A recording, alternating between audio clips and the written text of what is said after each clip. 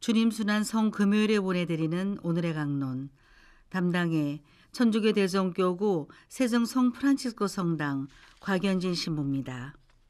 오늘 복음은 요한복음 19장 31절에서 42절까지의 말씀입니다. 그날은 준비일이었고 이튿날 안식일은 큰 축일이었으므로 유다인들은 안식일에 시신이 십자가에 매달려 있지 않게 하려고 십자가에 못 박힌 이들의 다리를 부러뜨리고 시신을 치우게 하라고 빌라도에게 요청하였다. 그리하여 군사들이 가서 예수님과 함께 십자가에 못 박힌 첫째 사람과 또 다른 사람의 다리를 부러뜨렸다. 예수님께 가서는 이미 숨지신 것을 보고 다리를 부러뜨리는 대신 군사 하나가 창으로 그분의 옆구리를 찔렀다. 그러자 곧 피와 물이 흘러나왔다. 이는 직접 본 사람이 증언하는 것이므로 그의 증언은 참되다. 그리고 그는 여러분이 믿도록 자기가 진실을 말하는 것을 알고 있다. 그의 뼈가 하나도 부러지지 않을 것이다 하신 성경 말씀이 이루어지려고 이런 일들이 일어난 것이다. 또 다른 성경 구절은 그들은 자기들이 찌른 이를 바라볼 것이다 하고 말한다. 그 뒤에 아리마테아 출신 요셉이 예수님의 시신을 거두게 해달라고 빌라도에게 청하였다.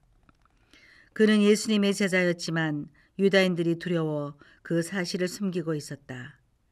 빌라도가 허락하자 그가 가서 그분의 시신을 거두었다.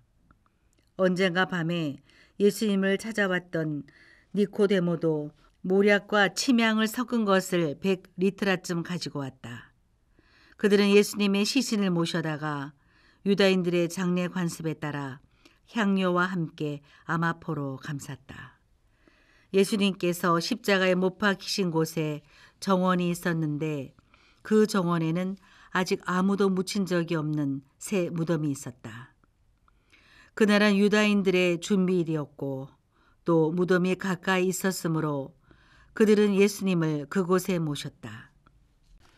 대전 가톨릭 평화방송 애청자 여러분 안녕하십니까?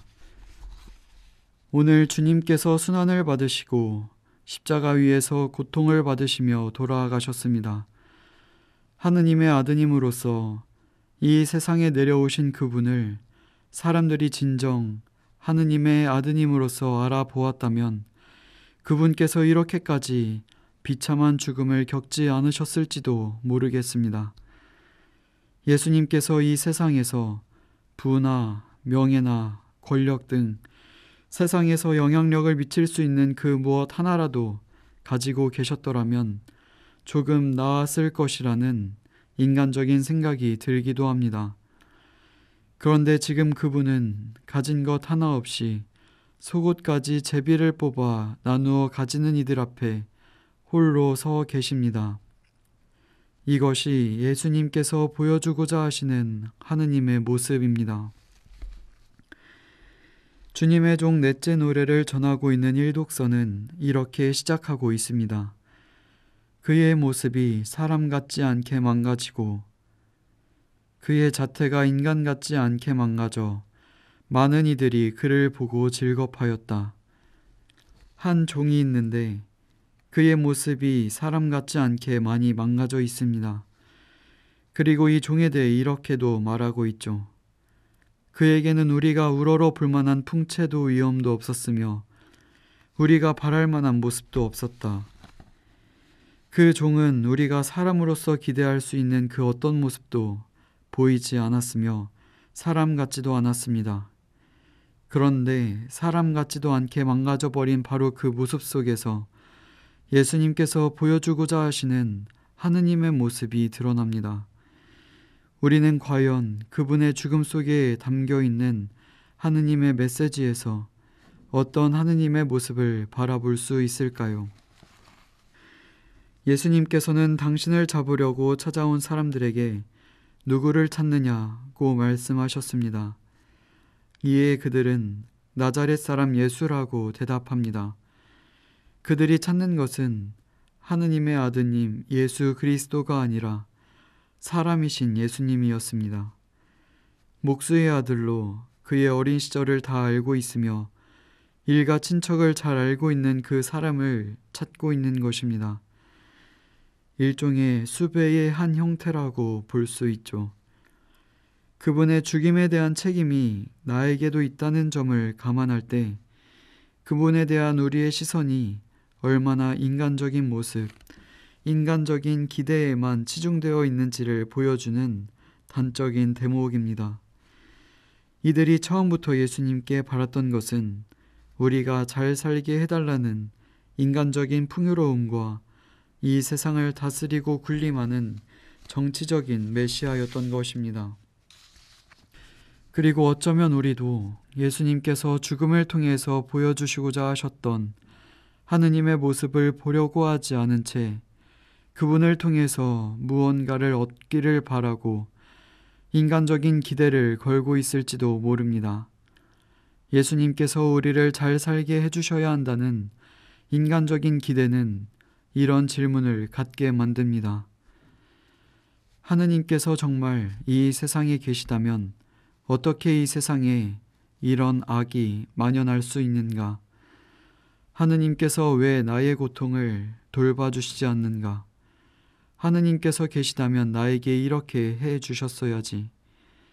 내가 이만큼 열심히 신앙생활을 했는데 왜 이런 불행이 찾아오는가?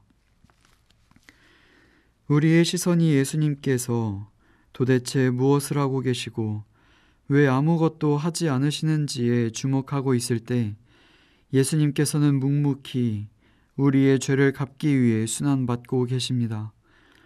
마치 자신이 이제 곧 죽음을 맞이하게 될 것을 아는 도살장에 끌려가는 어린 양처럼 말입니다. 그러나 오늘 예수님께서는 그 많은 군중들 앞에서, 빌라도 앞에서, 우리의 수많은 요구들 앞에서 침묵을 지키고 계십니다. 그들의 질문에 대답하기 싫어서가 아니고 더 말해봐야 알아듣지 못한다고 해서 포기하신 것도 아니며 그저 침묵으로 순환받으시면서 하느님의 모습을 보여주고 계시는 것입니다. 오늘 우리도 예수님의 그 침묵에 잠겨 그분의 순환과 죽음에 동참했으면 좋겠습니다. 침묵하시는 그분 앞에서 십자가를 바라보며 그분의 죽음을 통해 나에게 오는 하느님의 메시지에 귀를 기울이셨으면 좋겠습니다. 예수님께서 내 뜻대로 말씀하시고 행동하시지 않는다고 해서 그분께서 계시지 않는다고 생각하기보다 그분께서 도대체 왜 나를 위해 죽음까지 받아들이셨는지 돌아봅시다.